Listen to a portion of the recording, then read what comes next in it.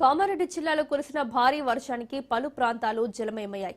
జిల్లా కేంద్రంలోని రాజనగర్ టీచర్స్ కాలనీలోకి వరద నీరు చేరడంతో స్థానికులు తీవ్ర ఇబ్బందులు ఎదుర్కొన్నారు. ముఖ్యంగా లోతట్టు ప్రాంతాల్లోని ఇళ్లలోకి వర్షపు నీరు చేరింది.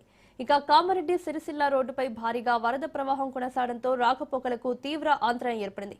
ఈ పరిస్థితిపై నిరసనగా బీఆర్ఎస్ పార్టీ కౌన్సిలర్ గేర్గంటి లక్ష్మీనారాయణ వర్షపు నీటిలోనే కూర్చొని బైఠాయించారు.